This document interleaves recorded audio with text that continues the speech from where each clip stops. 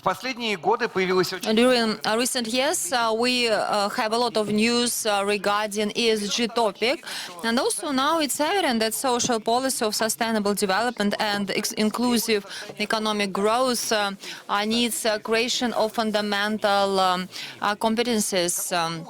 What is the way to create such competencies which can provide for this research of ESG? How can we achieve synergy of fundamental research of ESG in different sectors of Russian economy in accordance with different regulations?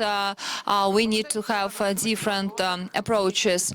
Let us understand all this together with our experts, Mikhail Akim, HSC Graduate School of Business. Good afternoon, dear colleagues. That's an honor for me to have this session.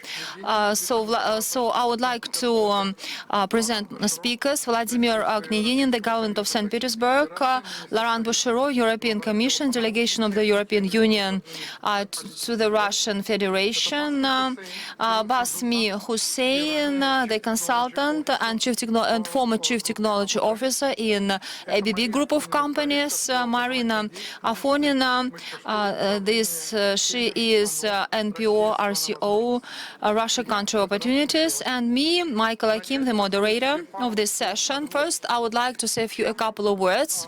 So why ESG topic is so complicated? Now we always hear about this topic. This is a very popular, too fashionable topic. But this is quite a contradictory topic. Many universities are studying this issue. In particular, they also study the parameters in accordance with which we can evaluate this topic. ESG is turning into a huge industry. С оборотом $35 триллионов. Ожидается, что к 2025 году объем финансирования... It is anticipated that the level of funding with G index will reach $3 trillion. And there are more and more opinions disseminated that how to measure the parameters of ESG. How can we calculate it properly? The supply chain or what? John Hopkins University developed this particular idea, and they came to a conclusion that only 19% of the companies of the processing industry just disclose by 20% their supply chain. MIT University conducted a very interesting research. It was the Aggregate Confusion Project.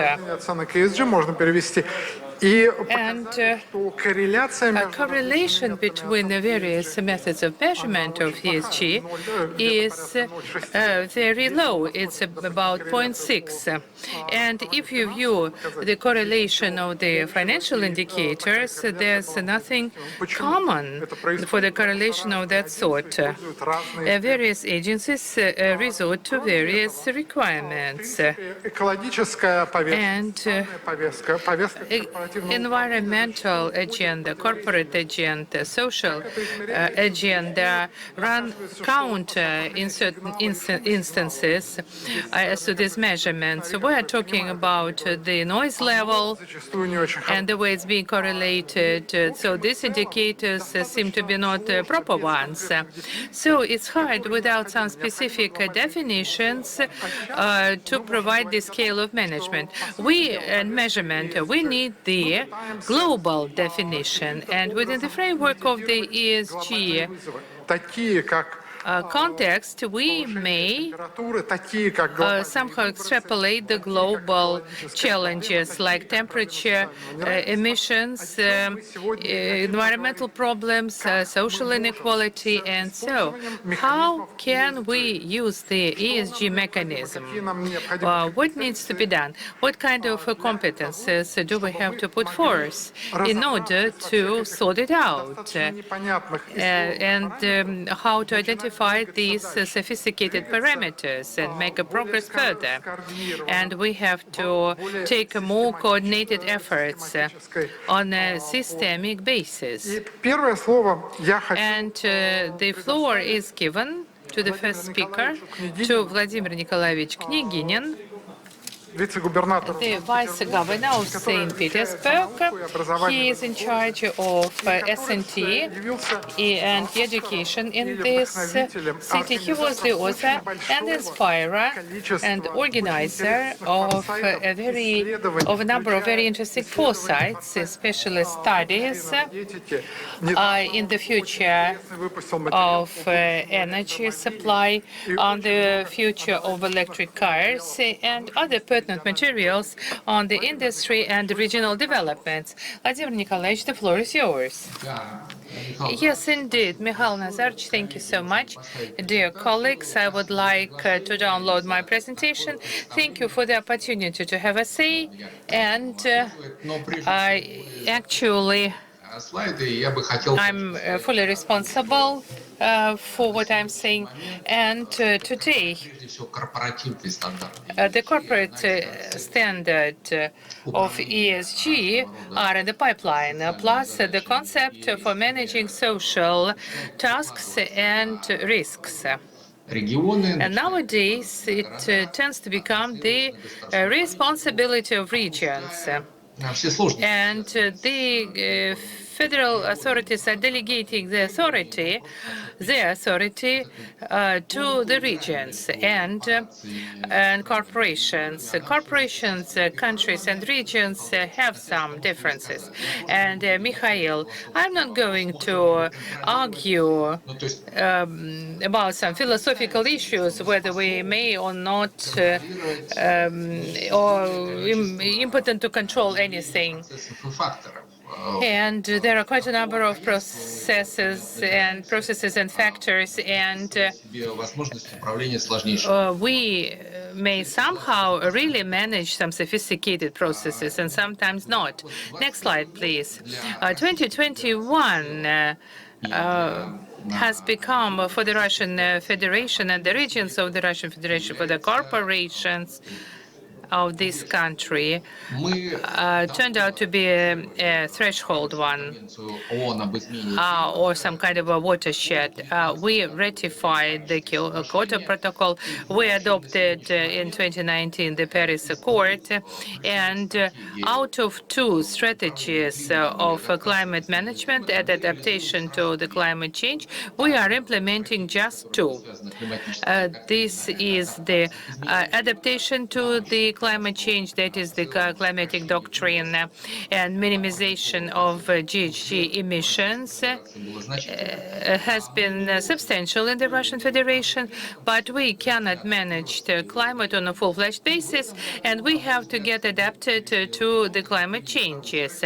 And then we cleared the barrier when we decided to resort to the second strategy as to the mitigation of climate changes. And we now trying to oppose, once again, the GHG emissions at the level of the Russian Federation. And this year, finally, we declared that Russia will become, by 2060, the carbon neutral country.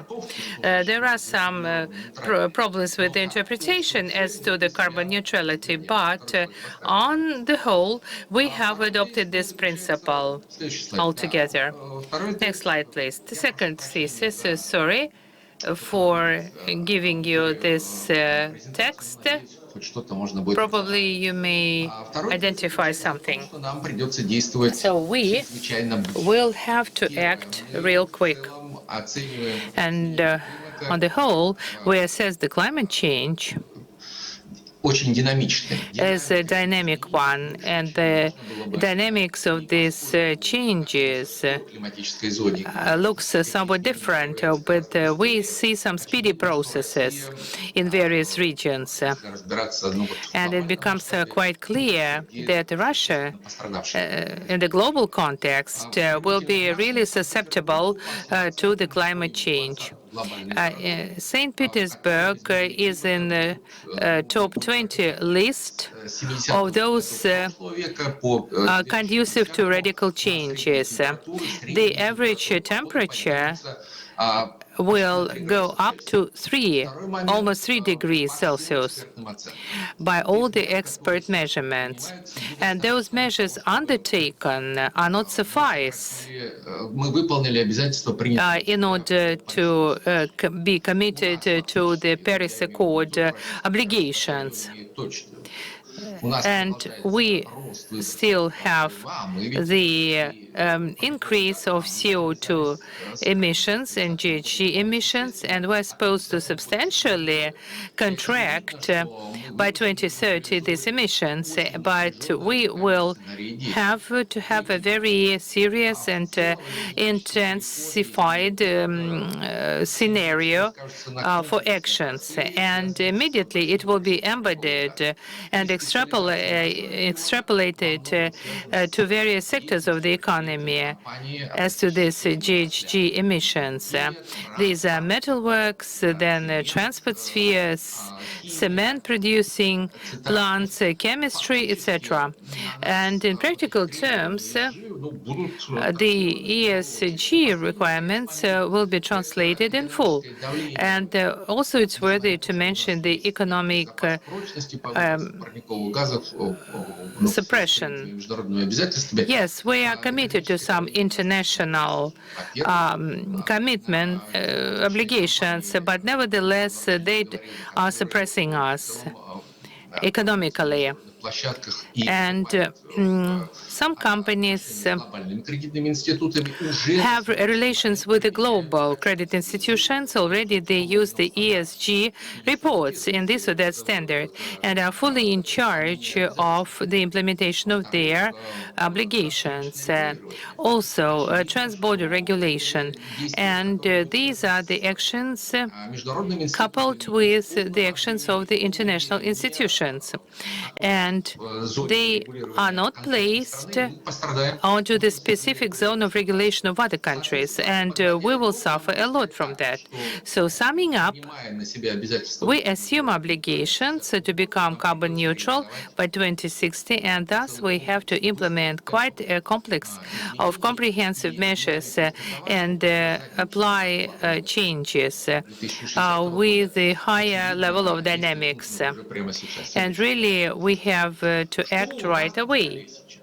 What do we have in the pipeline? First and foremost, I'm talking about the Russian region. And by April next year, we are supposed to hand in our adaptation plans. Will you change your slide, please? And generally speaking, it's a very serious effort, and we are prepared for that. We have some baseline data. We may provide the processes and zones related to the climate change, and it becomes quite clear that by April next year, we're going to oppose certain actions, and we will put it all together in the roadmap at the level of the Russian Federation, and the government will launch the comprehensive program of adaptation of regions and several sectors of the economy to the climate change. That is what we already have in the pipeline. We have flooding zones. We have zones to be conducive to the climate change. And one more thing to mention is the compilation of the roadmap as how to get transferred to the low-carbon technology. And the instruction of the president is mostly attributed to the government of the Russian Federation, but nevertheless, we will have to deal with the various sectors of the economy in handling this problem, and probably it would be the prerequisite for those sectors to align into the consortia as to the program for this zero carbon implementation principle. Will you show me the last slide, please? And I'm going to wrap up. нам придется принять план. We will have to adopt the decarbonization plan this way or another, and I'm going also to add one more premise: how to assess climate risks and their dissemination. Altogether, we have 600 cities and towns that adopt their strategy for climate change and their fight with the GHGs. Much depends on the concept we are going to use as a fundamental one. How can we act in the Leningrad Oblast? We have the carbon ground for disposed materials. And are we going to use a CCS strategy, the injection onto the reservoir of CO2? And remote areas cannot do it, those being a part of St. Petersburg. And such megapolises as Moscow and St. Petersburg are the key sources for GHG emissions. And we have more questions than answers. Moscow is a member of various international alliances, and some strategies are being developed by the Moscow government. St. Petersburg is not yet a part of this program, probably will compile them in 2022. And this year, some materials were published showing the norms for emissions, and they were compared with the American continent and with the real situation, and there were substantial deviations identified.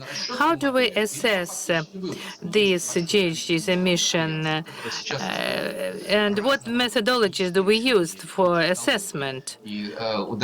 And we use some kind of remote monitoring of the surface of the Earth from atmosphere, from cosmos, and we have the system of sensors which allow to measure the carbon footprint, and it should be tied up to some specific territories as well. That's a real challenge for us all. So far, we haven't yet settled that issue. And nowadays, a powerful player has to dictate his rules of the game. And next thing to mention, how to regulate waste. What should be the fundamental concept of that sort in the Russian Federation? And we have codes or quotas for CO2 emissions. We also have the carbon tax, but nevertheless, they will not resolve everything we have and not address these challenges in the future. Yes, we may control the quotas trading, but it might not streamline the situation. And another issue to mention, global investments, which are allocated for the transformation of the economy, for the low carbon balance. We do not use much coal for various purposes, but we have hydropower stations, we have nuclear power plants. How can we measure them? How to administer those resources? Are we going to measure it locally or at the federal level? Mikhail Yuryevich, you mentioned that part of the corporations try to measure the supply chain vis-à-vis emissions. If we do not settle all these issues right now, how can we find out and measure the supply chain at the level of subcontractors and large-scale corporations? But it looks like puzzle is nearly finalized, and we will have to adapt to the climate change and manage it somehow. I don't know and can't imagine how we can do that. какой-то прорыв. I'm looking forward to some breakthroughs or some disruptive technologies. But we're talking about the large-scale studies in the sphere of science and technology, and also assess the economic effect and put forth some models for management. Thank you so much. I actually have my regional viewpoint, but we are supposed to have sovereign viewpoint for the similar objects. Владимир Николаевич, я для себя Thank you very much, Vladimir. I в частности, can see several theses. First, whether we are prepared for these obligations. Coming back to the chain of deliveries, what happened during last 45, 50 years when rich corporations, shifted their very dirty productions in third countries. As a result, these third countries have huge carbon footprint, and the rich countries also have carbon footprint connected with consumption, and we need to understand it. But on top of that, I can see here there is a huge contradiction between presence or absence of technologies. Speaking about electrical mobile vehicles, and Vladimir also mentioned about it. и большинство исследований And the говорит, majority of research says about eco-friendliness of these electrical vehicles. в частности, But недавно опубликован recently there was the Volvo published an article, and it was said that electrical vehicles also have negative carbon footprint.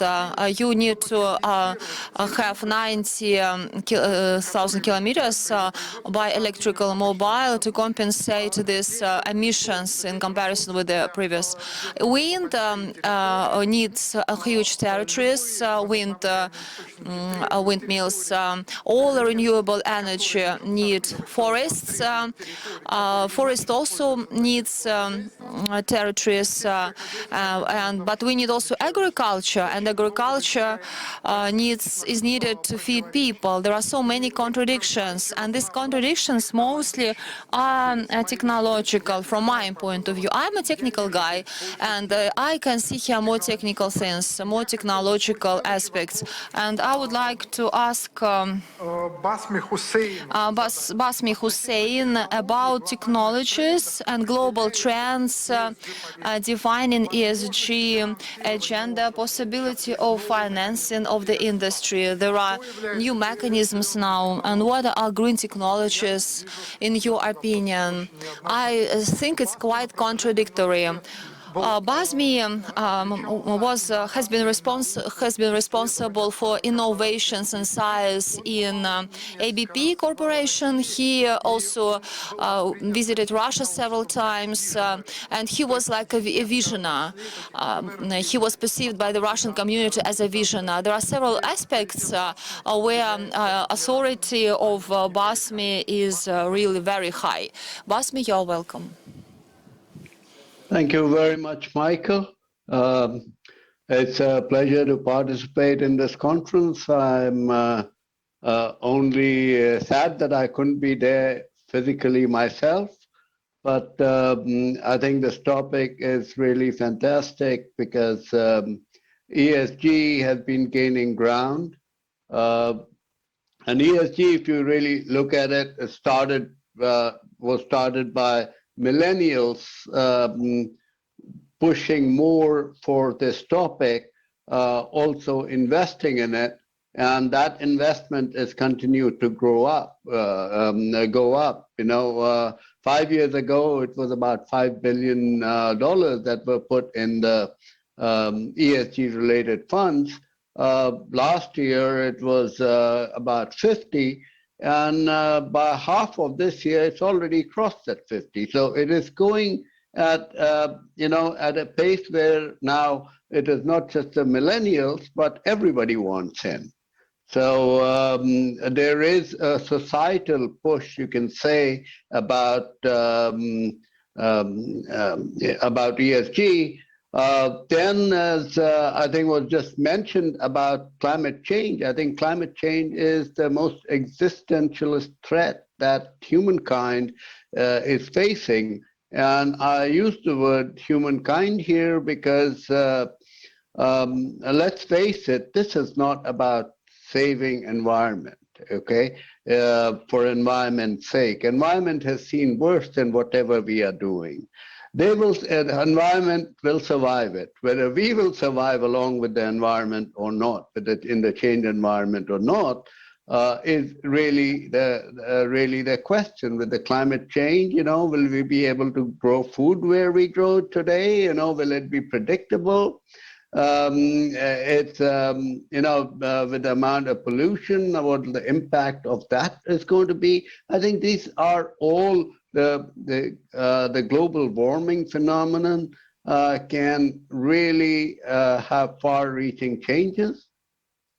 And one thing that comes out very clearly that if you look at the history of global warming, every report that gets published finds out that we are underestimating. Okay, we are underestimating the extent, we are underestimating the rate, both. Okay, and I will come to more of that in a bit, but it has really reached a critical situation. When it comes to technologies, I think there is some good news there because there are technologies that are coming up, both hard and soft. Hard technologies when you're looking at on the energy side, which is something I would speak about more because that is something I'm more familiar with. Is all the renewable energies, about when we talk about electrical mobility, what the changes that are coming up there, but also other hard technologies that are coming up. How do you grow food? The impact of climate change would be such that food production is going to be impacted. So new methods of growing food, from indoor farming, vertical farming, whatever you want to call it, to growing food directly from a biochemical process. So there are a lot of interesting technologies that are coming up. The same thing, water. How do you make sure that water is not a commodity, that people are drinking water is available to all, clean water is available to all? So a lot of technologies coming up there, but also softer technologies. The recent development in artificial intelligence has given great possibility to address societal topics like all the many of the social inequalities. But there are some problems associated with some of these technologies like AI, which, if not addressed, could even serve to accelerate or make it worse. For example, there's bias in AI depending on what data you use to train AI. For example, many AI programs tend to associate engineers as males because today, all the data that you have, there are more information about males and females about being engineers, and machine learning assumes that there must be a correlation.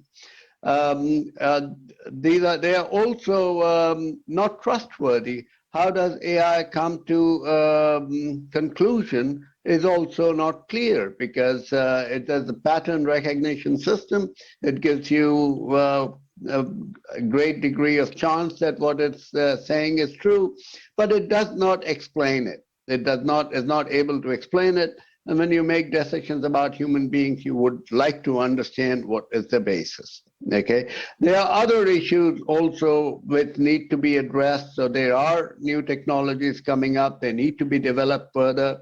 Some of them have some basic issues that can be applied that need to be addressed to make them more suitable.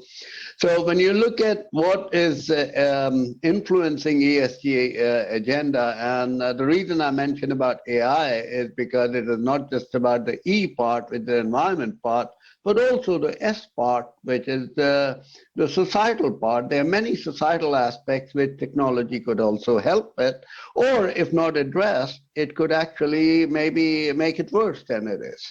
So both sides, and I think that is that's a lot of work also to be done there.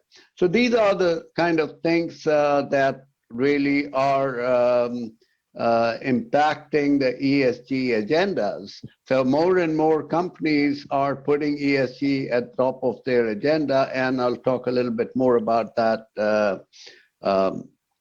later on. When it comes to funding opportunities, for developing new technologies, we have governmental, support. A lot of countries in the world spend money in basic research to develop new technologies. Then there is a whole ecosystem of startups which basically help them. But when it comes to a point where you have companies that where the technology is being developed, it seems to be working, but now you need to scale it up. And that is where I think there is a need for looking at how do you make companies which have offerings which may not have a past, because let's say if you're looking at, for example, electrical vehicles, and you're looking at batteries, or battery-based charging and things like that. There are many things which have a great future but don't have a past.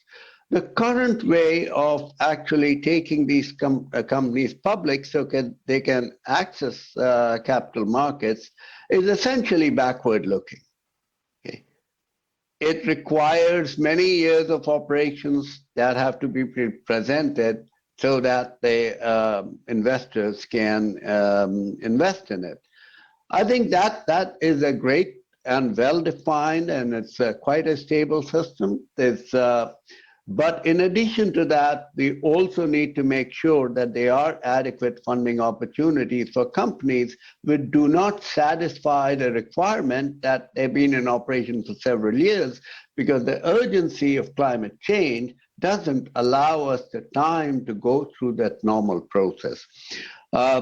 Luckily, there have been new approaches that are coming up, and like with any new approach, there will be challenges. And one such approach is what I call SPACs, special purpose acquisition companies, which are very well suited for this kind of companies, which have great potential to address some of the problems that are facing societies these days, but there's not enough time to go through the regular process. I've been involved in a SPAC, the first SPAC that was listed in the U.S. stock exchange, but which was focused on focused on ESG and European companies. So it was really Europe-focused ESG SPAC, the first such SPAC, and the idea really was to look at companies, new companies, which are ready for scale-up. That means their technology is being proven, but it is not yet scaled up. So provide them the scale-up capital, help them access the capital market, and hopefully accelerate the transition that is needed for these new offerings to come into the system. The last thing that you mentioned, Michael, I think is a very interesting point, is what are some of the issues defining green technologies? And I think you made a mention of the report from Volvo. which came out quite recently. I think it's an extremely good report, well researched. Okay, if you look at, if you read the report, and I would really call that a suggested reading, because it really brings out some really nice messages. First of all, on an overall basis, as Michael, you mentioned, that it takes about half the expected life of a car to cross over, electric car, to cross over from being more climate friendly than a normal petrol car, okay, gasoline-based car. But at the time of production, electric car has a higher carbon footprint than gasoline-based car. And this is not surprising at all. In fact, it will always continue to be that, because when you manufacture an electric car, you put the batteries inside, whereas when you manufacture a gasoline car, you put a piece of steel tank inside. Okay, so the carbon footprint of a piece of a small tank versus batteries is, of course, incomparable. So that is not the point. But the key element, a message out of that report is that changing the fleet from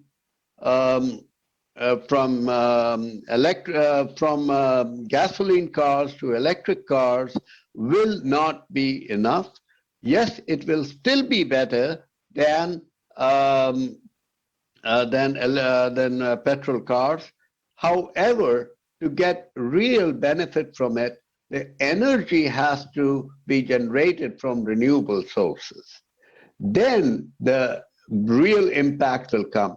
So I think it is extremely important to remember that just moving to EVs will not solve the problem. Okay, it will only give you good benefit when you have the whole system that is translated into renewable power.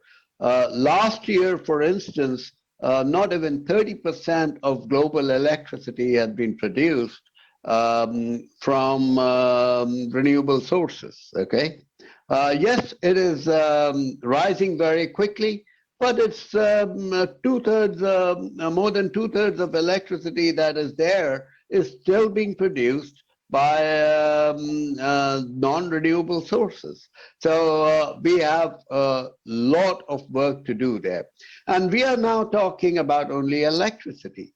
The thing to also remember that of all the energy that human beings use, just about 20 or a little over 20% is electric energy. The rest is not electric energy. So if you look at the total energy consumption of human beings, only about I think 11% or so of the energy that we consume on a total basis is coming from renewable sources. More than 80% still comes from fossil fuel. And as the latest IPCC report brings out very clearly, we do not have enough time. We already have crossed more than 1 degree rise in average temperature since the start of the Industrial Revolution. Okay, they say now they predict that it will reach 1.5 between 2030 and 2050. Okay, that's the range they are saying. So it could be as early as 10 years from now that we will reach the tipping point. Yeah, we are well on the way. We will not be able to avoid tipping point, but we can prepare better and help not make it worse. So the action required for that is now. Спасибо большое. Thank you very much. It was a very interesting statement. First of all, you said about this. You mentioned water also. That's a very important issue for us. Also, you spoke about IT and influence of IT and AI, how it influences on social aspects. Also, you mentioned green energy, which is necessary for electromobile vehicles and about other things. And now, my next question, I would like to ask Laurent Bouchereau regarding how European Union solves the issue of competencies of ESG, and what are the main priorities within the framework of Research Horizon Europe, and how can Russian organization participate in it? Thank you very much, Michael, and very happy to be part of this panel to discuss this important forward-looking question. This is a topic which is an area of mixed competencies in the European Union between the European, the national, the regional, local levels. But all European stakeholders are committed to accelerate the green transition with a carbon neutrality objective which is set for 2050 in the EU. So to achieve this, we have a European Green Deal, which includes a broad set of policies and instruments, including in the research and education areas, which I will focus on today. So in the area of education, the European Union supports activities through the so-called European Skills Agenda and the Erasmus program. These efforts also contribute to the UN Agenda for Sustainable Development, particularly the Sustainable Development Goal 4 on quality and inclusive education, and the target 4.7, which aims at ensuring that all learners acquire the knowledge and skills needed to promote sustainable development and sustainable lifestyles. So one of the main tasks of the European Skill Agenda is the development of skills that would facilitate the rapid shift towards a climate neutral Europe and accelerate the digital transformation, the so-called twin transitions. So the acquisition of skills for the green transition is being supported through different avenues. First of all, the definition of a taxonomy of skills for the green transition, which will allow the monitoring of the greening of all professions.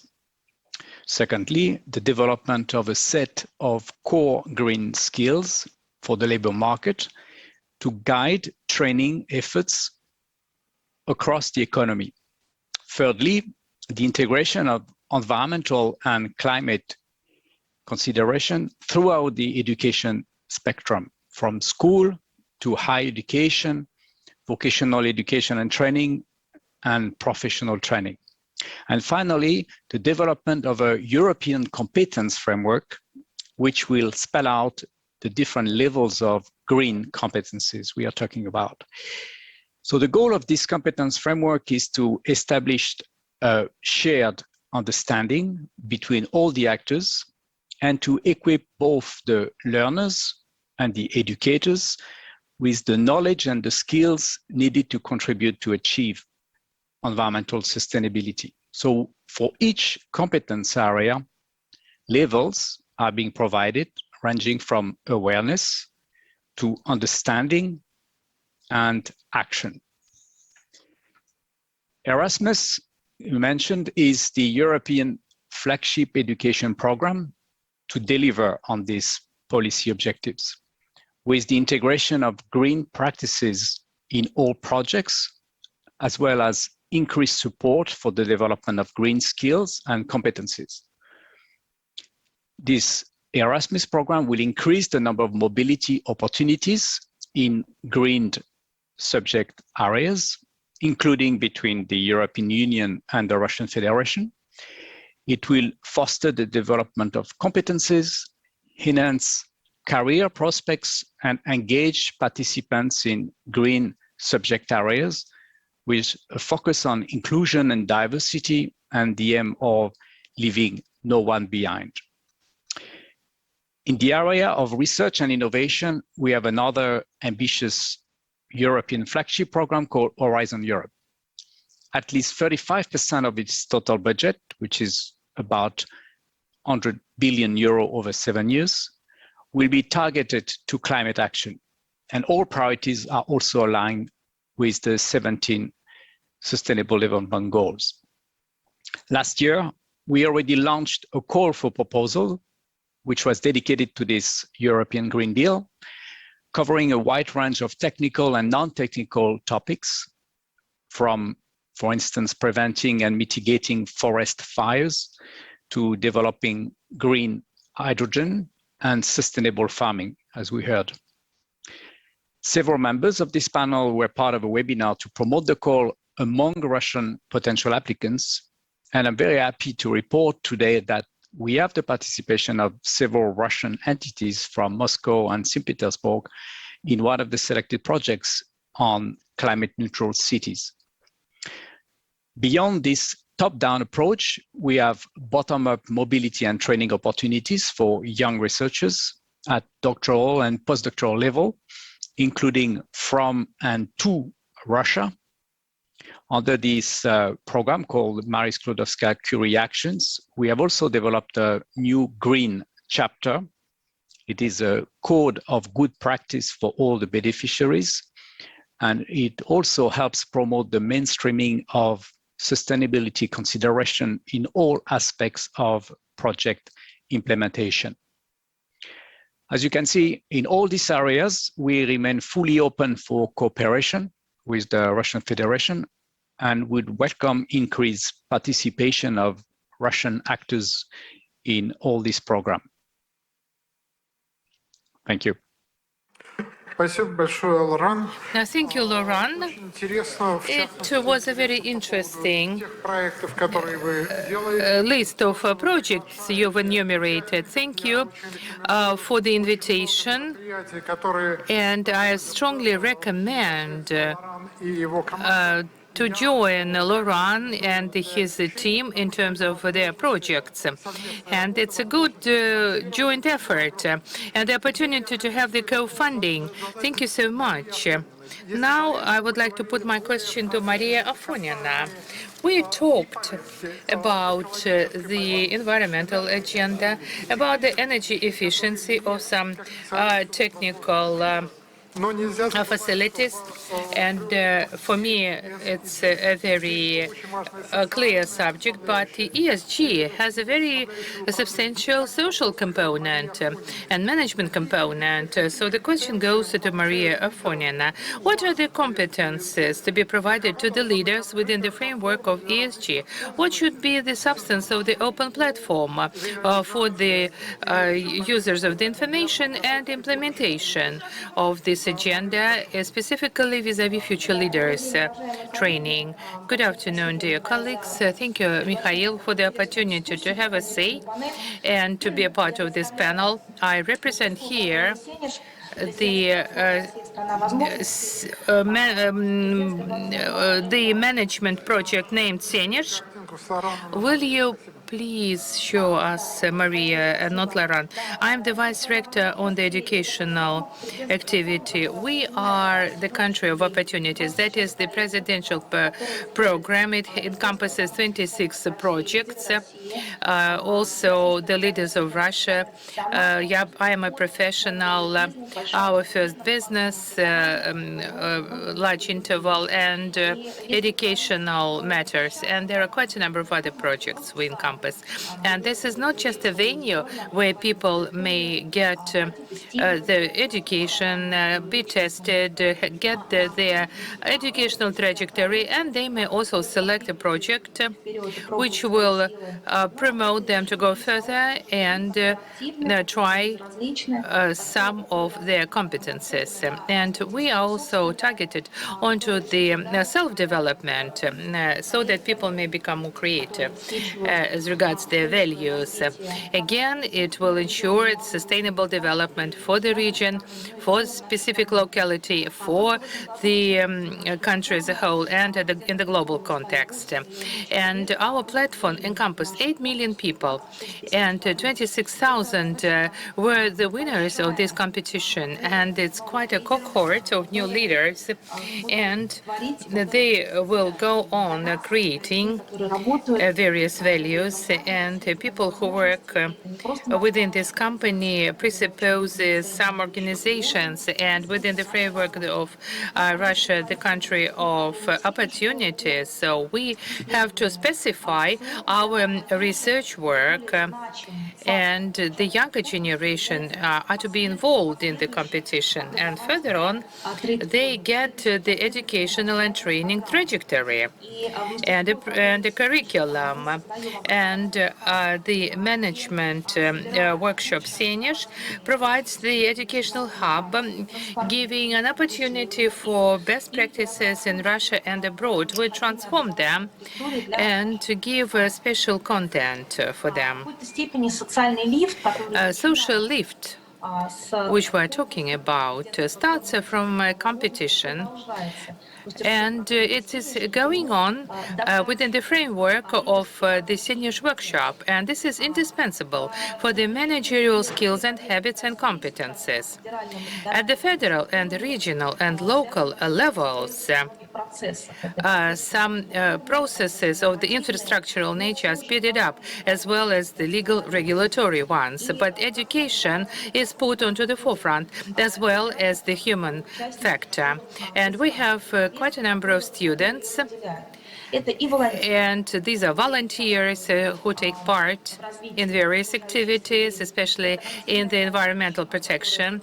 And these are active youngsters, and also the managers of various regions coming from the local municipalities. And ESG is a real challenge for them, as well as the benchmark. What puts them together? They tend to be leaders of all the social changes and transformations. And 2020 has graphically manifested that the leaders should be kind, should be articulate, and manage to cooperate with people and not to be toxic for the milieu, and have to express his trust and confidence. At the St. Petersburg Economic Forum, there was an expert panel to discuss the human-centric government, and also we developed a model, the intellect of a leader. And we talked about the intellect which comes from the bottom of your heart, and human-centric and environmental factor define their leadership role, and it should be the environmentally friendly behavior and environmentally friendly approach to communications. And these competences compose the list of indicators for the approach of a human being at the national level. And this is a matter of upbringing. The uniqueness of our training and educational programs of seniors is that we do not only develop leadership competences, we also bring them to the level of social projects. And practically in each program, we have a special course as how to extrapolate it to the social sphere, to be socially responsible for a specific type of activity. I would like to provide some case studies, and it's very interesting to find out what is the practical domain of those efforts. And I'm also a coordinator of a specific federal program, a woman a leader, and it is being supported by the Council of the Federation and the Eurasian Women's Forum. We launched a program last year which is aimed at creating a special agenda for women influencing the environment and other domains. Already we have 300 graduates. And at the very start of the program, they declared that they wanted to be a part of social projects as well as their implementation. And they wanted to reach the balance in the work and in their private life and be a part of the team. So we have quite a portfolio of such projects. There are 51 altogether, and next Monday we're supposed to have another graduation day for the regional attendees of this program. And Teresa Gevarkyan, she is the deputy of the parliament in Kuzbas. She's a unique person. She has a competence of an engineer, and also she took part in some savior operations, and she's also a volunteer and managing the programs for saviors. And also we have an internet platform for children, putting together unique and talented children. And we may find some kind of advice for them as a part of this project. Cybercode is another project for seniors and women as leaders. And it is focusing on the safe internet for school children. And I think everyone understands the topicality of that project for our children. And one more project to mention is the team of Afina, and that is the tourist project. And they would like to provide some kind of investment attractiveness to the minor-sized towns of Russia. And, for example, to call it a capital of the Russian province. And already we have applied this project to the city of Borovsk, to the town of Borovsk in the Kaluga Oblast, but it is a town to have a historical value with a religious aspect. And we also incorporated certain projects into WEB's network, thus getting their support. And another program to implement in Senezh is the STAR route. And this year, we organized another conference, and that was Solnechnogorsk city, which has become a focal point of this program. And specifically for Solnechnogorsk, we created our programs, and two of them are named Greenhouse Map. Our students had a compiled a mobile map of the city, sharing of eco itineraries, routes, and sharing of food and also of clothing. And it was called the town of Sun. And that put together all the IT resources to satisfy the needs of the families in need, and also for tourists and entrepreneurs. And I've identified a number of projects which are really substantial for ESG volunteering movement, intellectual volunteering movement, and more analysis is necessitated. But we have no doubt that today our participants have a clear understanding of the reality that they have to give more than take from the planet, have the environmentally friendly attitude to the planet, and multiply rather than consume. Thank you so much for your kind attention. Thank you, Maria. We are pressed for time. We have quite a number of questions in the chat, and one of our speakers, Yaroslav Kuzminov, didn't have chance to take part in our panel discussion, and he now stays in another office of the governmental level. But we actually may organize this Q&A session online.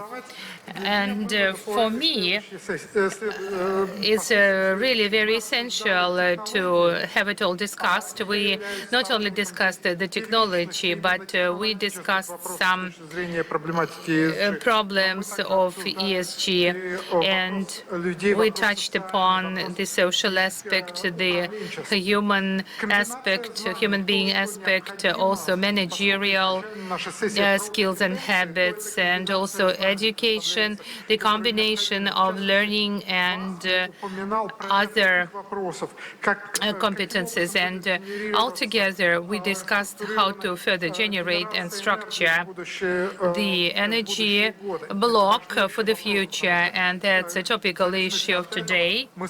And depending on that, we may rationally use electric cars or maybe not, or we will not have a chance to electrify all the fleet. We talked about the integration of business onto the ecological and social and technological challenges. It is really substantial for the process of competencies establishment. And we, as the School of Economics, became organizers of this panel discussion. We provide a unique combination of everything above mentioned, and Marie gave us a very interesting case study related to the future mono towns. Normally, they are constructed around a certain plant or facility. How this town will survive, and this is another the issue of business and the competence of technology, and how ESG may become a part of such decision making for the benefit of the society. And we had a very interesting presentation from the part of Laurent, and he invited us to cooperate further. Thank you for your kind attention. Sorry, we're pressed for time. We have no chance to discuss the questions put onto the chat.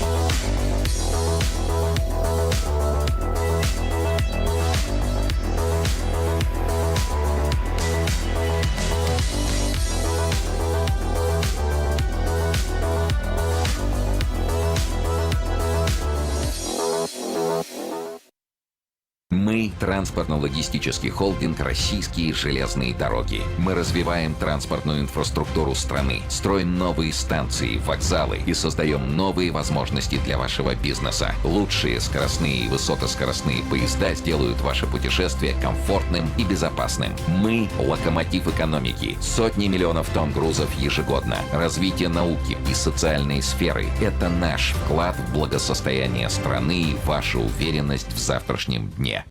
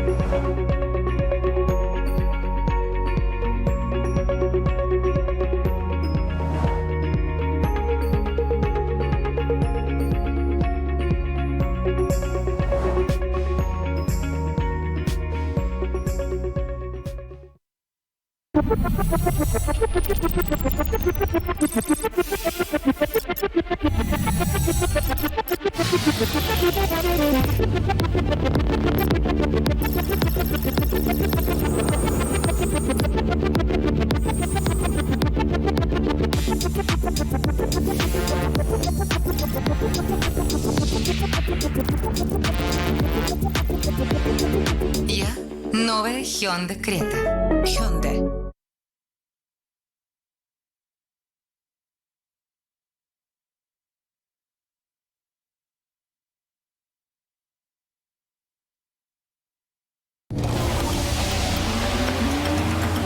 Есть история фантастическая.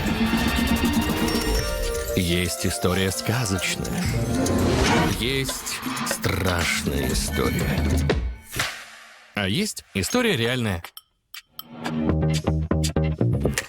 Юка всегда реальная история и диагностика автомобилей с пробегом. Юка – официальный сервис Hyundai. Смотрите историю и диагностику автомобиля и покупайте его онлайн.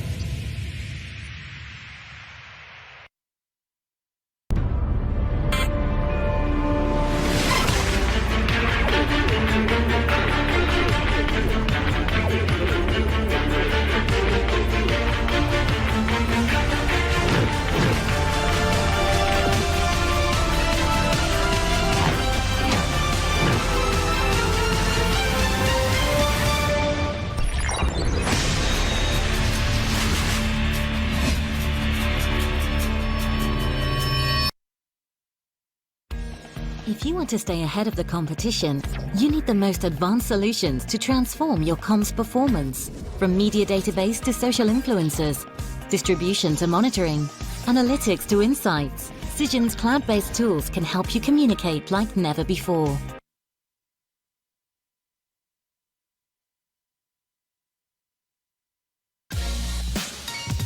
Звонки ВКонтакте для работы. Больше никаких ограничений по времени и платных функций.